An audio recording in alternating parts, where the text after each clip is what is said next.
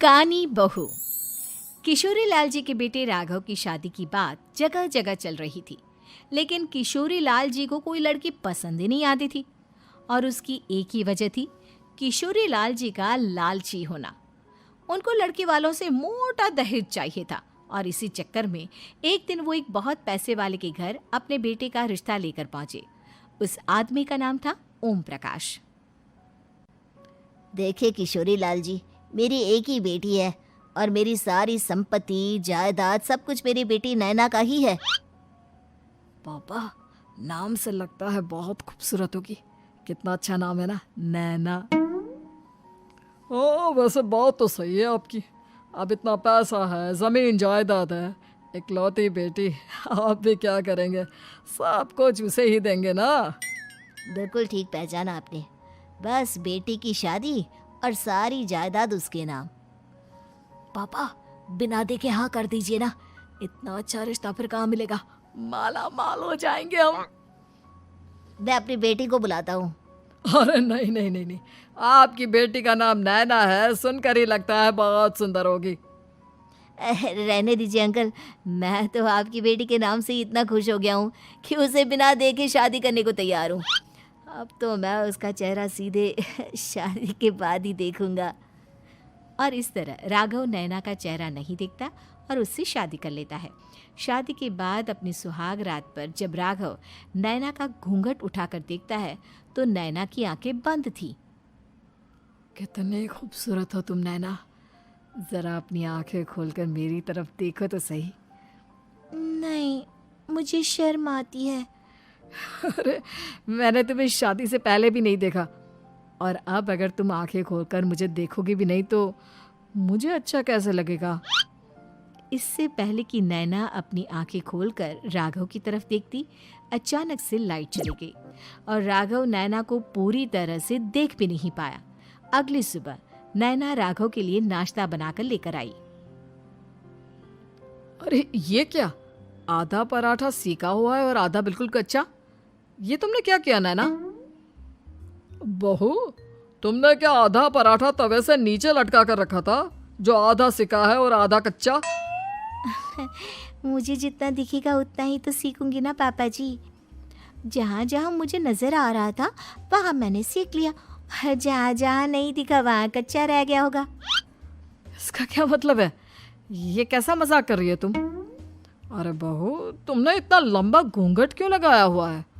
देखो, हमारे घर में बहुओं को बेटी की तरह रखा जाता है, और फिर तुम तो इतना सारा माल लेकर आई हो। देखो, ये घूंघट डालकर रखने की कोई ज़रूरत नहीं है।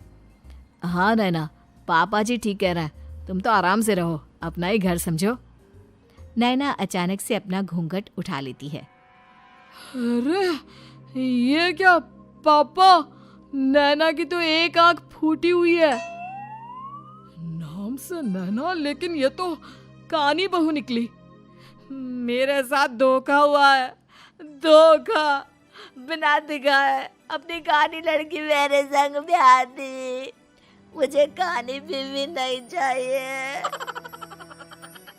मुझे अभी ओम प्रकाश जी से बात करनी पड़ेगी। आखिर उन्होंने मेरे साथ ऐसा किया क्यों? अरे, आप लोगों ने ही तो पापा से कहा था कि आप लोग शादी से पहले मुझे देखना नहीं चाहते। अब मेरे पापा पर क्यों इल्जाम लगा रहे हैं? अरे लेकिन उन्हें बताना तो चाहिए था ना कि तुम कानी हो, एक आंख से तुम्हें दिखाई नहीं देता। किशोरी लाल और राघव नाराज होकर ओम प्रकाश को अपने घर बुलाते हैं। पापा जी, ये आपने क्या किया? शादी से पहले बताया क्यों नहीं कि नैना की आंखों में परेशानी है? अरे, आप ही ने तो लड़की देखने से मना कर दिया था। अरे लेकिन आप बता तो सकते थे। आपको तो हमारी बेटी की प्रॉपर्टी चाहिए थी, वो भी पूरी की पूरी। अब क्या हुआ अगर उसे आधा दिखाई देता है? प्रॉपर्टी तो आपको पूरी मिल गई ना। अरे ये क्या बात हुई? मेरी शादी प्रॉपर्टी से नहीं, आपकी बेटी से हुई है। अब ये तो पहले सोचना चाहिए था, तब तो मेरी प्रॉपर्टी देखकर तुम्हारी जुबान लप लपा रही थी। लेकिन मैं कानी लड़की को अपनी बीवी बनाकर नहीं रख सकता। पापा, कुछ करिए ना आप। हाँ, करता हूँ। देखिए ओम प्रकाश जी, आप हमारे साथ ऐसा नहीं कर सकते। और तुम देखो, अगर तुमने मेरी बेटी से शादी तोड़ी ना, तो जो भी प्रॉपर्टी मैंने तुम्हें दी है वो तो पूरी की पूरी वापस ले ही लूँगा, और आधी प्रॉपर्टी तुम्हारी भी लूँगा। अरे मेरी आधी प्रॉपर्टी भला क्यों लेंगे आप? इसलिए क्योंकि मेरी बेटी को आधा नज़र आता है और उसकी नज़र अभी तक तुम्हारी आधी जायदाद पर ही पड़ी है। अब तुम उसे घर से निकालोगे तो कुछ तो लेकर जाएगी ना। और अगर हम आपकी बेटी को अपने घर की बहू बना कर रखे तो? तो तुम्हारी पूरी प्रॉपर्टी तुम्हारी ही रहेगी, और जो मैंने तुम्हें दिया है ना, उसमें से बस मैं आधा लेकर जाऊंगा। अरे लेकिन अब आप अपनी दी हुई प्रॉपर्टी में से आधी वापस क्यों लेकर जाएंगे? अगर मैं आपकी बेटी को अपनी पत्नी बनाकर रखने को तैयार हूं तो? इसलिए ताकि भविष्य में अगर तुम मेरी बेटी को धोखा दो तो उसके पास कुछ तो रहे जो पति का हो।